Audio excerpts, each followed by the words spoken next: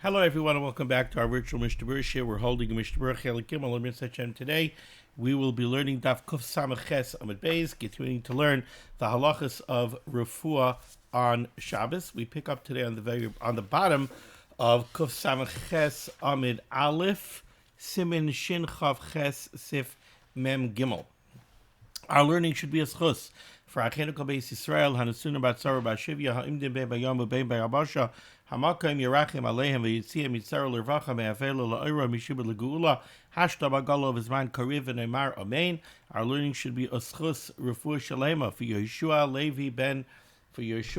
Levi Ben Ahuva Malka Chana, for Gila Shifra Bas Ilana Udal, Yitzchak ben Tzion ben Dusha, Rivka bas Shira Leah, Chav Hadassah bas Serel. They should have a refuah shalema b'sarch shar chayei Yisrael, and we are mispalel that in the schus of the limud HaTorah of Klal Yisrael, the Rebbeinu Shalom should watch over every member of Klal Yisrael b'chol makom shehem. I would further add to that in the schus of so many people, so many members of Klal Yisrael, beginning to learn Seder Kachim and Daf Yomi, the Rebbeinu Shalom should hear the tefillos, hear the learning, hear the Kol Torah of Seder Kachim, of the Karbonos, and the Rebbeinu Shalom should bring us back to Beis Hamikdash b'mehera v'yameinu. Amen. Okay, so moving along to Sif Mem Gimel, bottom line, Kuf Samach Ches Amud Aleph, says the Mechaber, Mutter lichbais kais cham al hatabur ulahaloisai. You're allowed to invert a cup that has been heated over the navel in order to lift up the b'nei me'ayim, the intestines. This is the cupping that we spoke about in Sif Mem.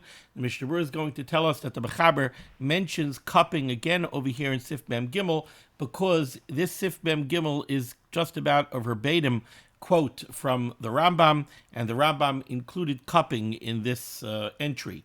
So, you're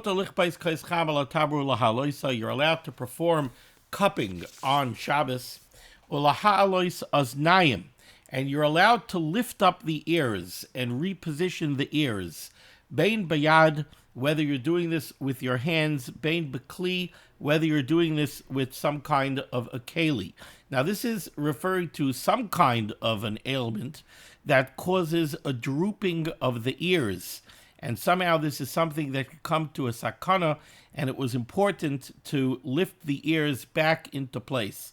I have a note here in my Mishnah Berurah from the previous cycle where I had spoken to a doctor, and he said possible subluxation of the jaw. Now, subluxation of the jaw is a form of TMJ. It's not an ailment of the ear at all. It's a dislocation of the jawbone.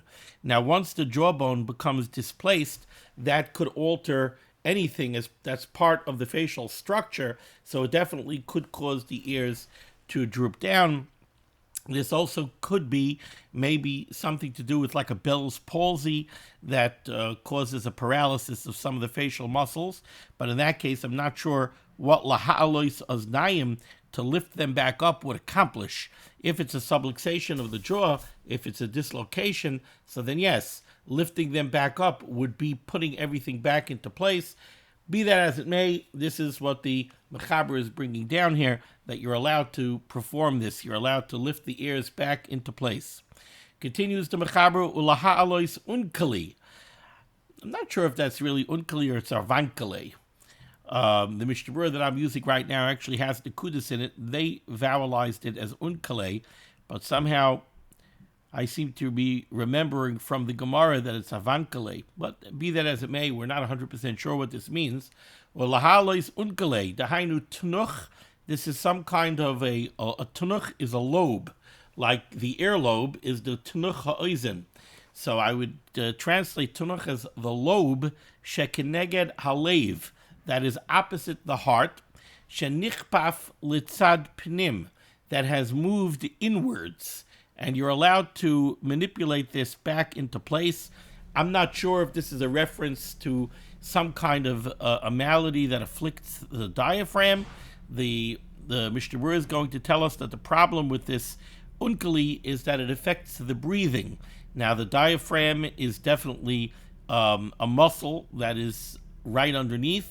Perhaps that's called opposite the heart. The diaphragm definitely is very instrumental in breathing. I also could see why they might refer to the diaphragm as a lobe. The lobe of the ear is a piece that hangs. Well, the diaphragm, I believe, also is sort of hanging. It's sort of a hanging strip of muscle. I might not be correct, but I think it is. So whatever this is, the Mechaber says you're allowed to manipulate this unkali or avankali back into place. And the Mechaber says the reason for all of this, and perhaps for us this is really the critical takeaway from Sif Mem Gimel, since we're not 100% sure what these other things mean, the Mechaber gives us the reason for this heter. He says, Shekol echad me'elu ein oisim b'samonim. Let's remember that the reason we don't do anything for refuah on Shabbos is the gzeira mishum shchikas samonim, where we're afraid that somebody is going to grind herbs or other things in order to create medication, to formulate medications. Well, these types of manipulations, they have nothing to do with samonim. And we learned earlier in the Mishnah Berurah, sometimes you have a refuah that could be accomplished through some kind of physical act, like we spoke about exercise. We spoke about a chayla, an ill person who needs to get his body heated up. So one way to do that is through different types of exercises. But there was also a pill that they were able to give him that performed the same function. In that case, trying to accomplish your goal through the physical act or the physical manipulation would be problematic because it could lead to shchikas samanim. Maybe you're trying to heat up the chayil with exercise, and then you realize that, you know what, he's too weak. He can't get enough of a workout to break a sweat. So we'll give him a pill instead. But these kind of manipulations to put the ears back into place, to put the avankali back into place, there were no medications to do this. So there's no way that this could lead to shchikas samanim, and therefore the Mechaber says these would be mutter. Again, shekalechon me'elu ein oiseh b'samanim. These things cannot be accomplished through drugs, kedei shenachosh l'shchika, so that it would be appropriate to be concerned that somebody might come to shchikas samanim. And, adds the Mechaber, v'yesh lo yitzar mehem. And the person who has this ailment is suffering, and therefore we're going to be matter him to do these things. Now, we're going to have to see in the Mishnah Berurah, if there's no concern of shchikas samanim, why do we have to come on to this additional phrase here, v'yesh lo yitzar mehem? Why do we need tsar in order to be matter it if there's no reason to answer it? So we'll see the answer in the Mishnah Berurah. Let's take a look here in the Mishnah Berurah, turning back to Kuf Samaches Amad Aleph, Ois Katan Kuf Lamed Beis. Kais Cham, you're allowed to do the cupping with the inverted heated cup. Says the Mishnah Berurah, Aniskal El B'Sif Mem. We already spoke about this in Sif Mem. V'chazar u'shna oikan, and the Mechaber repeats and mentions it here again. Miloshon Rambam, because he's quoting the Rambam. Shekol al hakoil b'tam echad, because the Rambam included cupping in this conversation, where the Rambam sums up that all of these things are mutter because they're not done with any kind of samanim, so there's no room for a gzeira. Gimel al hatabur, you're placing this heated cup on the navel. Kasav Chayadam, the Chayadam writes, to hachayli shekarin haib mutter. Don't know what it means.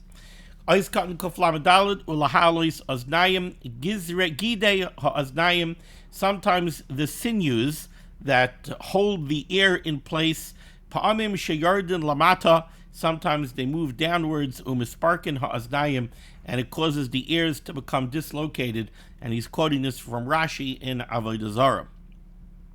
Aizkan kuflam hey shekineged halev, this avankali, which is a tnuch shekineged halev, uma'akev esanishima. The problem with this malady is it affects the breathing, and it what's the word I'm looking for?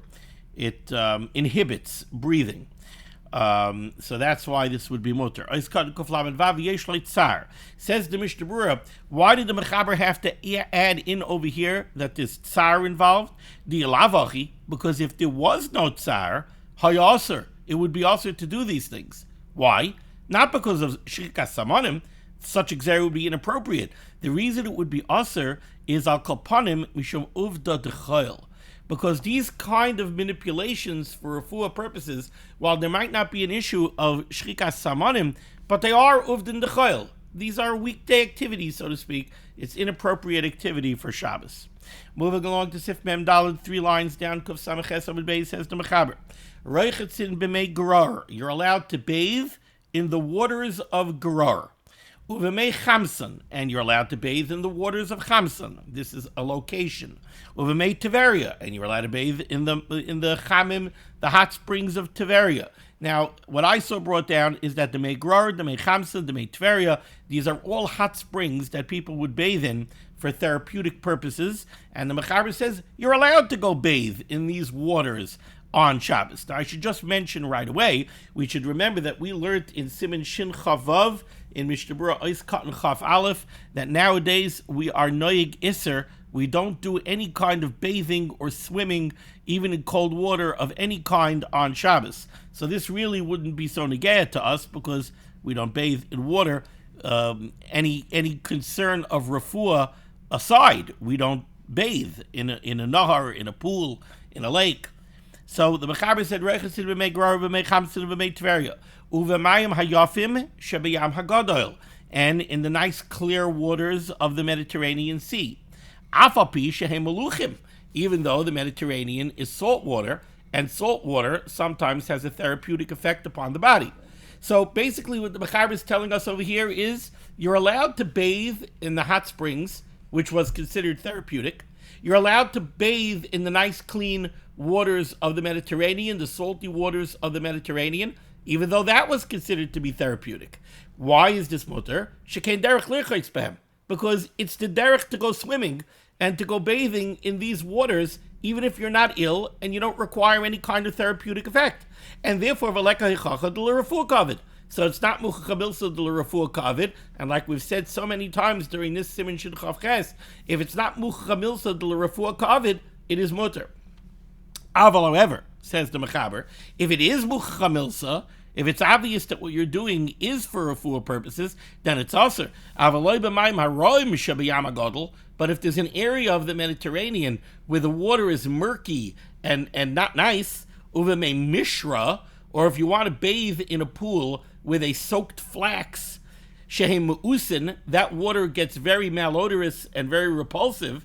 Vein derech lirchotz behem, these are places where people do not bathe. They don't bathe in an area of the Mediterranean where it's murky and yucky, and they don't bathe in a flax-soaking pool that's repulsive water. Ella l'refuah. People would sometimes bathe in those places for therapeutic reasons. Well, in that case, if you're doing it, it's muchacha milsa that you're doing it for refuah. In that case, it becomes a problem. It becomes aser. But the Mechaber adds another caveat: v'dafka sheshoya behem. But even in murky water, even in flax water, it's only aser if you're going to go into the water and you're going to stay there for at least a short while. But if you just dunk and you come out, mutter. That would be mutter. Why? Because sometimes, on a very hot day, somebody will even dunk in an area of the Mediterranean that's murky, or if the only pool that's available to him is a flax-soaking pool, he might go ahead and dunk in there just to cool down. He's very overheated. He'll dunk, and then, I don't know, he'll go take a shower. I don't know what. But whatever it is, it's not muchacha milsa de l'refuah kavid unless you go in there and you soak. If you go in there and you soak, somebody comes, you're soaking in a pool with a soaked flax? Are you nuts? It must be you're doing it for refuah. But to dunk, the guy went to cool off, so it's not muchacha milsa de l'refuah kavid, and it would be mutter. Says the Mishnah Berurah Katan Kuflam and Zayin. Reichetzin, Pirush, Avshe Kavanase l'refuah, what the Mechaber is telling you is, even though in these cases the reason the person is bathing is for therapeutic reasons, it's mutter anyway. Why? By Briam, since even healthy people will go swimming and go soaking and cooling off over there, mutter, because it's not muchacha milsa de l'refuah kavid. Ach, bisman she'ein derech lirchotz b'chami Tiveria ela l'refuah. But let's say there's a time when nobody goes into the Chami Tiveria unless it's for therapeutic reasons, right? Maybe there'll come a day, I don't know what the facts on the ground are now, but there definitely are areas hot springs in different places of the world where it's renowned that everybody's coming over there for therapeutic reasons. You want to go swimming, you're staying in a beautiful hotel, they have a beautiful indoor pool. If you're coming to the hot springs, it's for therapeutic reasons. If that's the case, then also b'Shabbos. Then it would be also on Shabbos. Now the Mishnah Berurah throws in a very interesting thing here. He says, im shoya. It would only be also if you tarry, if you soak. So it's interesting because this caveat of soaking is something that the Mechaber brought down, and he said it by the Mayim Haroyim Shebiyam Agadol, by the Mei Mishra that are Mo'us. In other words, what the Mechaber said was, you're not allowed to go and soak in places, you're not allowed to go and wash in places where it's Mucha Milsa de Refuah Kavod, but only if you hang around over there, right? Because if you just dunk, maybe you're cooling off. If you hang around and you soak, then it's for therapy reasons. The Mishnah Berurah is extending that caveat to the Chamei Tveria, or to hot springs, where everybody knows that everybody who goes over there is going there for therapy. Now it's interesting. If it's Mucha Milsa de Refuah Kavod, if you show up in a bathing suit at the Chamei Tveria, the hot springs in the Alps, if there are hot springs in the Alps that everybody goes to for therapy reasons, so you show up there in a bathing suit, everybody knows, oh, you're coming for the therapeutic effect of the hot springs. Why is it only usher if you soak? Why isn't it usher even if you dunk? I'm not sure what the answer to that is. Okay, let's go weiter. The Mechaber spoke about the clean waters of the Mediterranean, and he said even though they're salty, it's mutter to go bathe in them on Shabbos.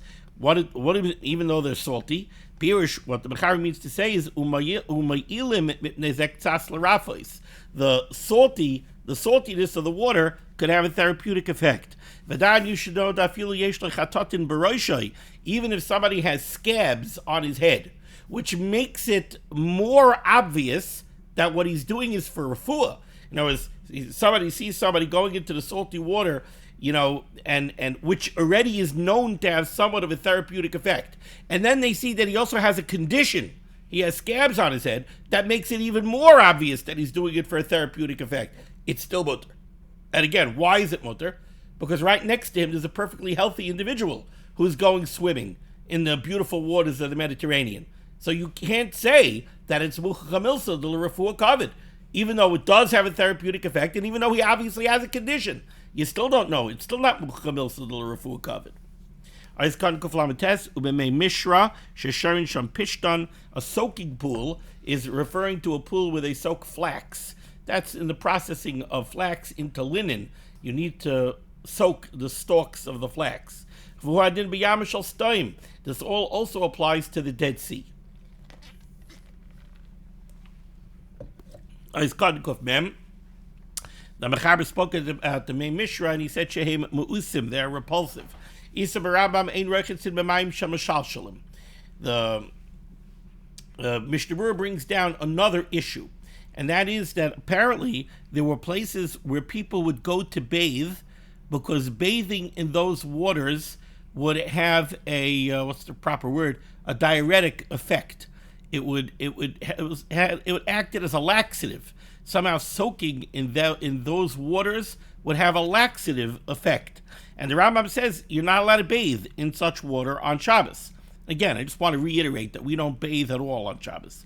The Mishnah Berurah says in the brackets, this is water that somehow cools down the body, ubali de shilshul, and it has this laxative effect. Also, there was some kind of mud that people would go into, like a mud bath, that would have a laxative effect. I think the Rambam, when he talks about the tit, is also talking about a laxative effect. You know what? I'm not 100% sure. Parakaf Aleph. Let's check on that. Parakaf Aleph. Just don't remember for sure. Is it that the tit has a laxative effect, or is it just that the tit itself causes some kind of tsar? Again, Chaf Aleph. Chav Tes. Ein roichetzin b'mayim shel mashalshalim. You're not allowed to bathe in water that has a laxative effect. V'loi betit shetoivin boi, or in mud that people would lower themselves into. V'loi b'mei mishra haba'ushim, v'loi b'yam stoim, v'loi b'mayim haroim, shem b'yam hagadol, b'mnei shekol elu tsar hein. Okay, so the tit. Now, I don't know that he means that the tit necessarily has a laxative effect. Okay, let's see what the Rambam is saying. Isam Rambam, I'm starting again from the beginning of Kuf Mem. Isam Rambam, the Rambam writes, Ein roichetzin b'mayim shemashal shalim. You're not allowed to bathe in water that has a laxative effect. Hainu mayim shemitzanim esagufu bali de shilshol. V'loi betit shetoivin boi, nor could you go dunk in this mud. Why can you not do these things, says the Rambam? A new reason, not just a question of refuah and not a question of rechitza. Memnei shekol elu tzarheim. The reason you can't do this is because all of these have an effect which is uncomfortable. In other words, to have a laxative effect, if it's going to bring a person to the level of diarrhea, that is definitely uncomfortable. So you're causing discomfort on Shabbos. Now, it could be that somebody needs the laxative. It could be that he's constipated and he needs the laxative, but there's like a border, right? How bad is the constipation, and how much, but if he's going to bathe in this water and it's going to bring him to diarrhea, he's going to be suffering from the diarrhea. So he's causing tsar. Shabbos is supposed to be delightful. It's not supposed to be suffering. So you can't do something that's going to cause suffering on Shabbos. Ad kan l'shoynoi. V'chein kosav ha-smag. Smag writes the same thing. V'im kain, and if so, says the Chavetz Chaim, also lishtois mashke ha-mashalshal. You're not allowed to take a laxative on Shabbos. Then l'chot tsar godl mizeh, says the Magen Avraham, because that's going to cause tsar. Now, again, we've spoken about the question of laxatives previously. There are people who suffer from chronic constipation, and that causes a significant amount of tsar, and it also causes a condition that already could be called chayli kol haguf, because it really prevents somebody from functioning in a normal way. So in that case, the refuah issue would not be a refuah. Also, taking Miralax or something like that in a normal dosage is not going to cause a diarrhea effect where suddenly the person is going to be having the runs and he's going to be causing himself to suffer on Shabbos. You take the Miralax in the normal dosage and in the normal way, so it alleviates the constipation and it eases suffering. It doesn't cause suffering. We're talking over here about an extreme, that whatever this bathing or whatever this potion, this kais, this lishtais mashka mashalshal is, it's going to cause diarrhea and it's going to cause suffering. And that's usher because it runs counter to the karasal Shabbos oinik. V'hainu afilu imeinu mechaven l'refuah l'mnei zatam. Dem hayu mechaven l'refuah b'lavachi usher. Again, there's a lot of issues involved here. If you're taking a medication for refuah and you're not a chayla to the extent that we're willing to be matir the gzera of shchikas samonim, so you're a chayla she'emes hakada, and you're not chayli kav kol haguf, and you're not b'tzar gadol, you're not kav leituva, so then you can't take the laxative because it's refuah and a gzera b'shum shchikas samonim. If taking the laxative is going to cause diarrhea, there's another problem. Now there's a problem that it runs counter v'karasal Shabbos oinik. So there's a balancing act over here of when it's going to be mutter and when it's going to be asr. Does mutter v'chanal b'sif lamid zayin. Ois Cotton Kuf Be'am says the Mishnah Berurah. The Mechaber said over here that you're not allowed to bathe in repulsive or in dirty water because it's muchabilsa de l'refuah kavid. But the Mechaber said that's true v'dafka sheshoya. That's only true if you tarry and you soak in the water, because then the muchabilsa de l'refuah kavid. Obviously, you're not there for hana. If you're, it's one thing to say that you were very overheated, so you went and you dunked in the water to cool off. It's another thing when they see you soaking in filthy water for a half hour. Clearly, you're doing it for therapeutic reasons.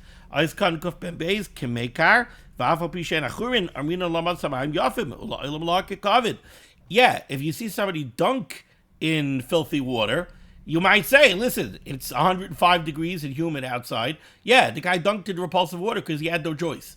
There's no clear water around. He doesn't have a swimming pool, and he has no air conditioning. Nami mutter. Moving along to Sif Mem Hey, 3 lines off the bottom here in Kuf Samach and Beis. Loi chashim al nechashim va'akrabim b'shvil shelo yaziku. Boy, this would be a handy skill if you live in the right places. You could recite an incantation that has the effect of freezing a snake or freezing a scorpion so that it can't harm you. So you're going for a walk in the park and you chance upon a rattler, and if you know the right incantation, you could say the right incantation and you'll freeze the snake, and now the snake can't bite you. Says the Mechaber, you're allowed to do this on Shabbos. Ve'ein bekach mishum tzeda.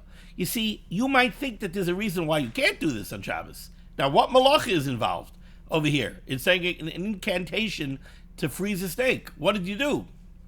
The answer is, maybe you trapped the snake. By making the snake freeze in place, does that constitute trapping? Because now it can't move. So maybe that's trapping. Says the Mechaber, no, that is not considered tzeda. Now, some of you are wondering right now, are you allowed to do this anyway? Is there a different isser involved over here? Is this some kind of a kishuf or something? Well, the answer is that there is a lav, the chover chaver. Now, chover chaver is when you use an incantation to bring animals together. So you go out to the park and you sit there and you say your mumbo jumbo, and suddenly all the snakes start coming out of the woodwork, and now you call together a minion and you got 20 snakes over here. That's chover chaver. That's using an incantation to gather the snakes together. That's an issa daraisa. But to use an incantation to freeze a snake, that's not chover chaver. And that's not considered to be any kind of kishuf or anything either. It's a skill, like any other skill. So one person will trap a snake with a net.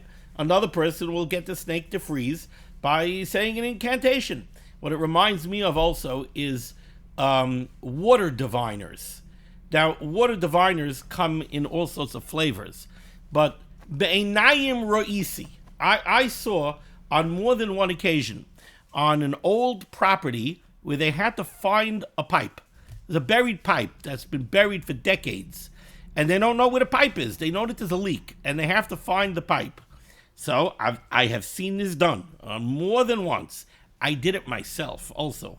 After I was shown how to do it, I did it myself.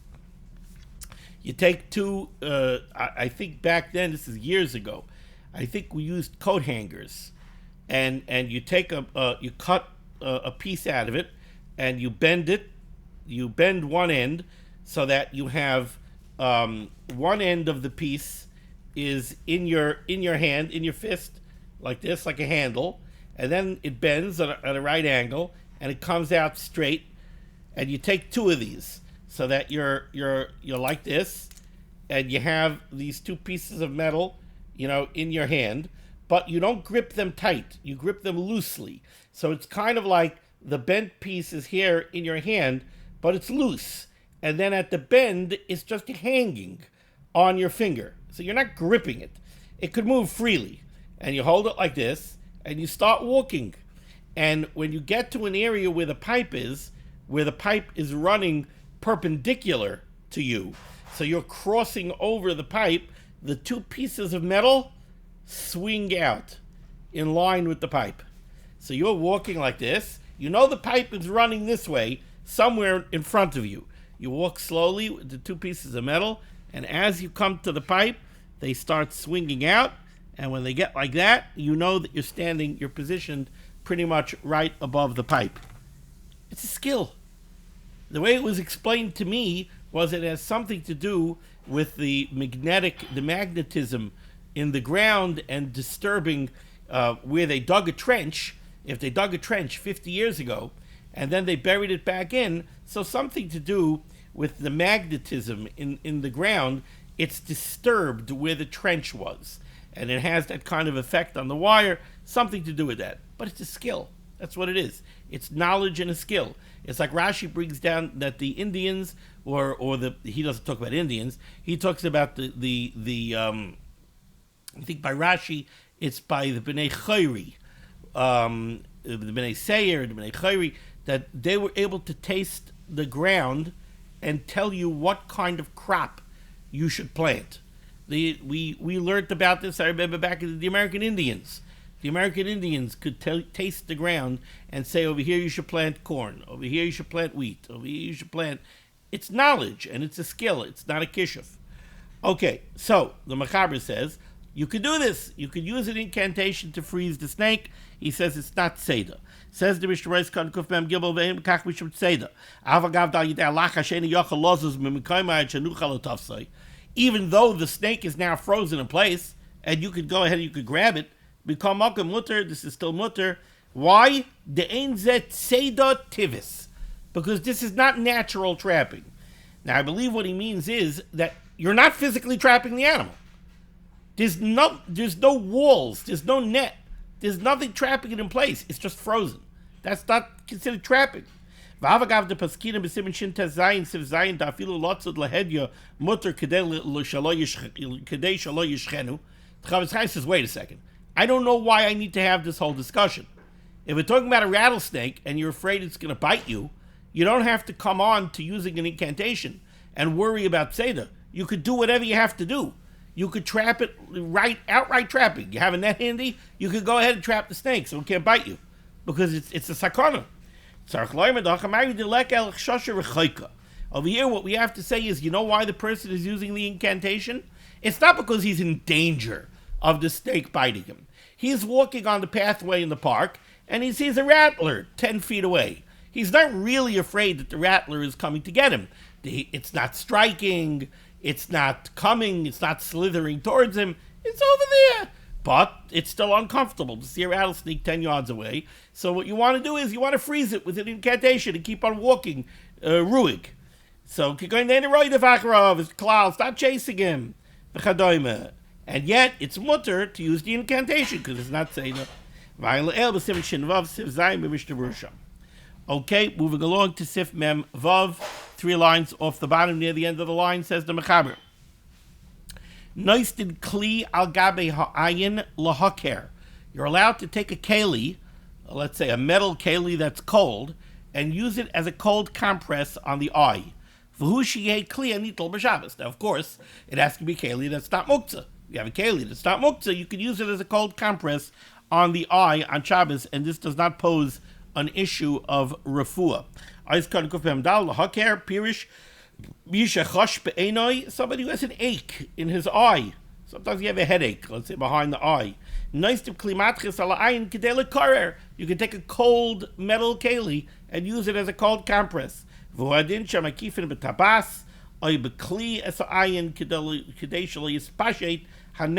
could also use like a ring or a cup of some kind to put it over the eye so that swelling shouldn't spread. You could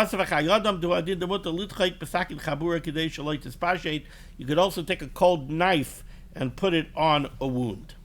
Sif Mem Zayin says the Mechaber, a dislocated bone, you're allowed to pop it back into place.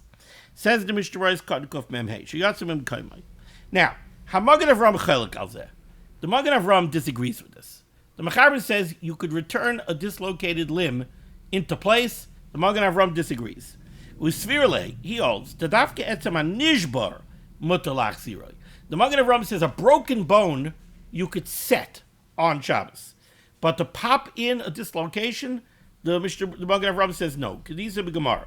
Aval etzem nishbar mimikaymai also lach ziroi. And the Magen Avram reasons like this. He says, we learned earlier, and I mentioned this stira when we learned this. We learned earlier that we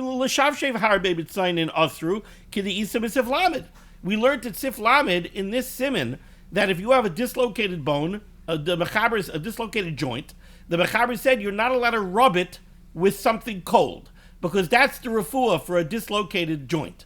So if you're telling me you can't rub the dislocated joint with a cold compress because that's refuah on Shabbos and it's usher, how are you telling me over here that you're allowed to pop it into place? That's the argument of the Magen Avram. V'cholshkein chazara. Ve'etiku kama achrayim. Many achrayim bring down this Magen Avram. Nevertheless, certainly through the agency of an Eini Yehudi, you can do this. You should not be machmer. Now, the Atzi Shittim argues on the Magen Avram. Because of it, he writes, anytime a joint has popped out completely, that represents a sakonas aver. Nishbar, it's like a broken limb. V'shari lahachzer afilu al yidei Yisrael b'ziv Yud Zayin ad kan l'shoyna. As the Shittim says, it pops out. It's sakonas aver. You're definitely, even a Yisrael is allowed to pop it back in. V'haydel el siflamid. What are you going to do with siflamid? Siflamid said dislocated joint. You're not even allowed to rub it with a cold compress. Says the Shilt as the Shittim. You have to say that was talking about a limb that did not dislocate fully.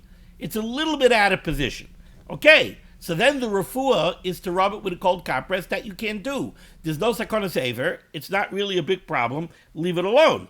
Over here in Sif Mem Zayin, we're talking about something that's completely dislocated. That represents sakonas aver. You're allowed to pop it back in.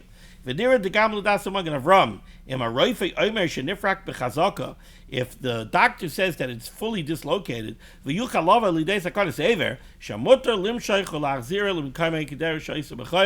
allowed to put it back into place the normal way you would do it during the week. Now, I spoke last night to my shvager, my brother-in-law, who's a serious Talmid Chacham.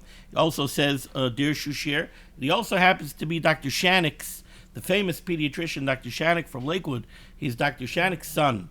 And he told me that he had Dr. Shanik, the last cycle of Dirshu, he had Dr. Shanik sitting in his shir when he said Siman Shin Chav Ches. I told him I'm a kana him. I would love to be saying shir on Siman Shin Chav Ches with a doctor. I do have doctors in the audience, but I don't have a doctor sitting here. So shout out, at least one doctor just off the top of my head. Bradley, you're out there. So, I would love to have a doctor sitting right over here who I could look to and say, this Tanuch Shekeneged Alev, what do you have to say? Now, he had Dr. Shadik sitting by the chair. Now, he told me last night that he remembers many times growing up when a parent would come running in the middle of the Shabbos Suda with a child with a dislocated shoulder or another limb dislocated, and boom, boom, boom, he would pop it back into place. He said right away, it's sakonas aver.